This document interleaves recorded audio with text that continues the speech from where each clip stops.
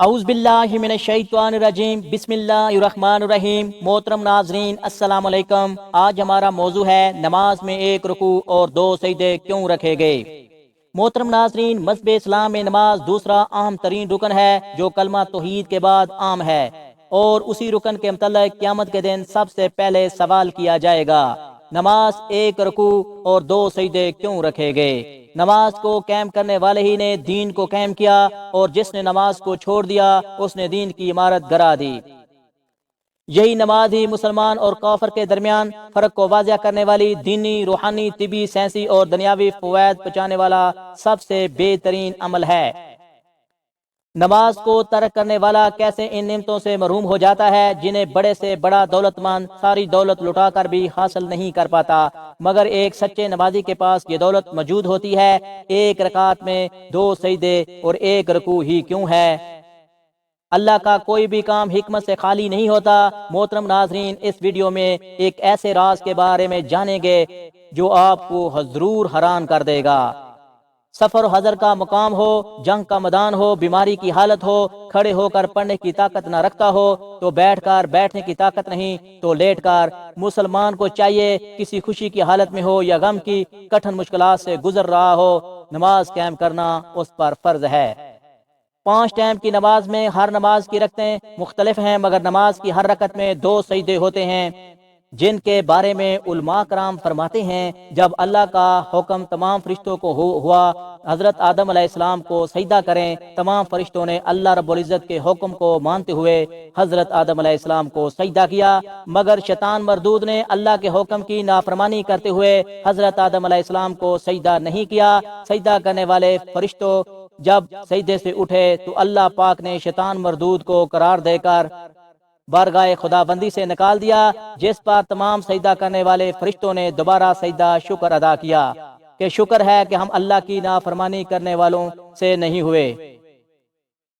کچھ محققین کی وجہ یہ رائے ہے کہ جب اللہ تعالیٰ نے آدم علیہ السلام سے عہد لیا، اور یاد کرو اس وقت کو جب اے حبیب آپ کے رب نے آدم علیہ السلام سے ان کی پشتوں میں ان کی اولاد سے عہد لیا، اس وقت جب اللہ نے سجدے کا حکم دیا تو اللہ کے حکم کو مانتے ہوئے تمام مسلمان سجدے میں چلے گئے، مگر کافروں کو یہ دولت نصیب نہ ہوئی۔ مسلمانوں نے جب سجدے سے سر اٹھایا تو انہوں نے دیکھا کہ کافروں نے سجدہ نہیں کیا، تو دوبارہ سجدہ ریز ہو گئے کہ اللہ تعالیٰ نے انہیں سجدہ اول کی توفیق عطا فرمائی۔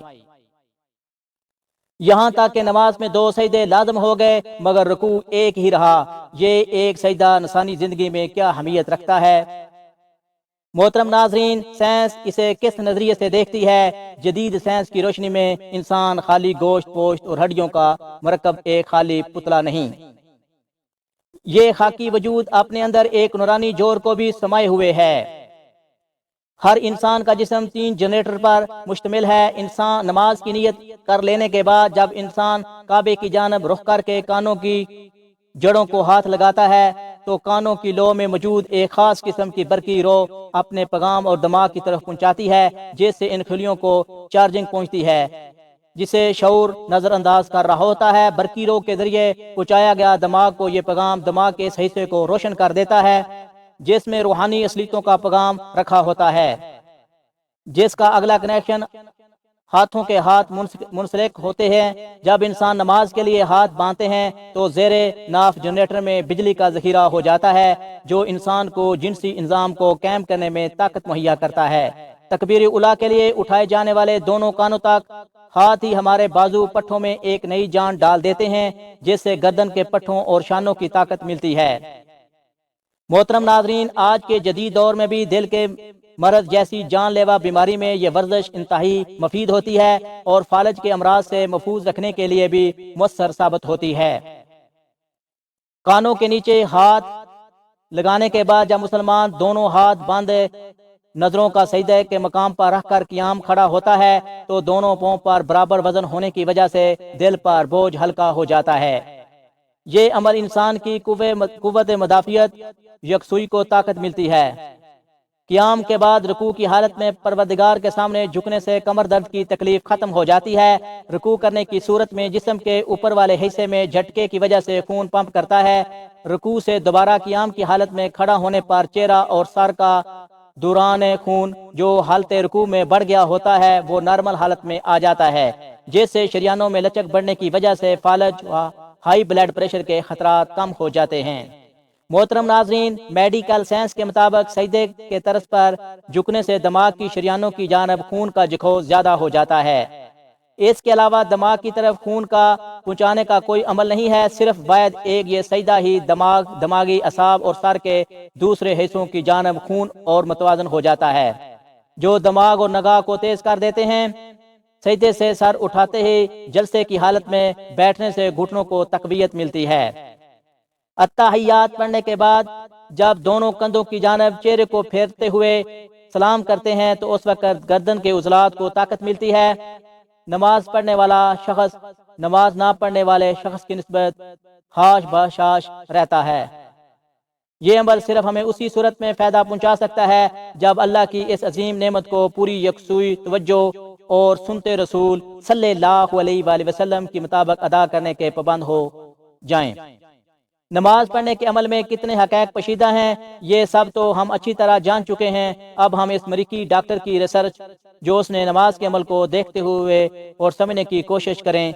اس ڈاکٹر نے جب اپنی ریسرچ کو مکمل کرنے کے بعد نماز میں پوشیدہ رازوں کو سمجھا تو کہنے لگا، میرا دل کرتا ہے میں نماز کو پورے ملک میں لاگو کر دوں، کیونکہ میری ریسرچ نے مجھے نماز کے اندر وہ راز دکھائے ہیں جن کی کوئی حد نہیں۔